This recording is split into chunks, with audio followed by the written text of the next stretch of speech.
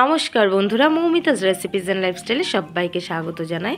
আজ আমি পেঁপে, সোয়াবিন আর আলু দিয়ে একটি রেসিপি করব। তার জন্য এখানে পেঁয়াজ রয়েছে, আদা, রসুন আর কাঁচা লঙ্কা, আর এখানে পেঁপে, সোয়াবিন, আলু, কিন্তু সোয়াবিন আর আলুটাকে টুকরো টুকরো করে কেটে নিয়েছি। তারপর এগুলোকে সব একসাথেই কিন্তু সেদ্ধ করে নিয়েছি। তারপর এখানে কিন্তু এই সেদ্ধ করার মধ্যেই আমি স্বাদ অনুসার নুন, হলুদ গুঁড়ো, জিরে ধনের গুঁড়ো, লাল লঙ্কার গুঁড়ো এসব দিয়ে দিলাম। তারপর দুটো তেজপাতা দিয়ে দেব।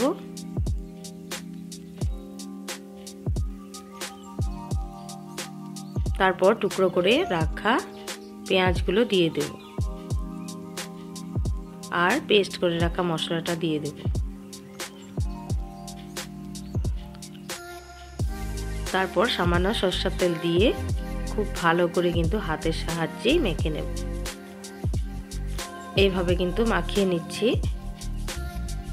একদম যেভাবে আমরা মাংস রান্না করলে মাংসটাকে এইভাবে হাতের সাহায্যে মাখিয়ে নিই, সেইভাবেই করছি।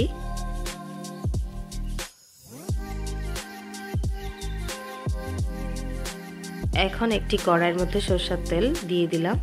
তারপর একটি শুকনো লঙ্কা দিয়ে দিলাম। তারপর আবারও দুটো বড় সাইজের পেঁয়াজকে এভাবে টুকরো করে তেলের মধ্যে দিয়ে দিলাম। এগুলোকে কিন্তু একটু লাল করেই ভেজে নেব। তারপর একটি বড় সাইজের টমেটোকে এইভাবে স্লাইস করে কেটে দিয়ে দিলাম। তারপর সামান্য হলুদ গুঁড়ো দিয়ে দিলাম।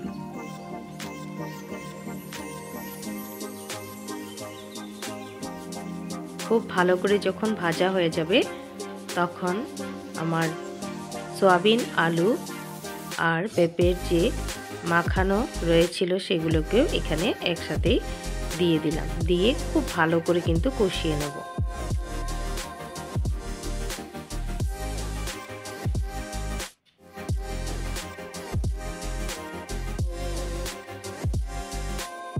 দেখো বন্ধুরা, খুব ভালো করে কষানো হয়ে গেছে।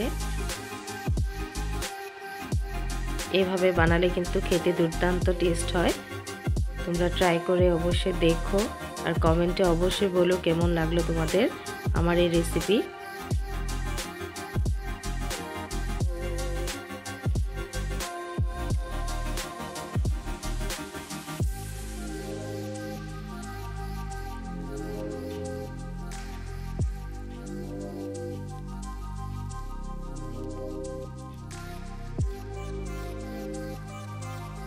এখন সামান্য জল দিয়ে দেব।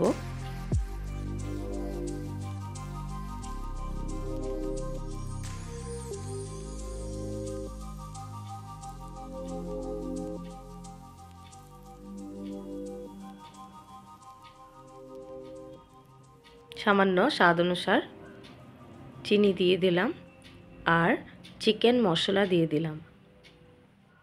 যেহেতু আমি মাংসের মতনই রান্নাটা করছি তার জন্য গরম মশলা না দিয়ে চিকেন মশলা ব্যবহার করলাম। তো বন্ধুরা দেখো, আমার কিন্তু রান্না কমপ্লিট হয়ে গেছে, একদমই খাওয়ার জন্য রেডি।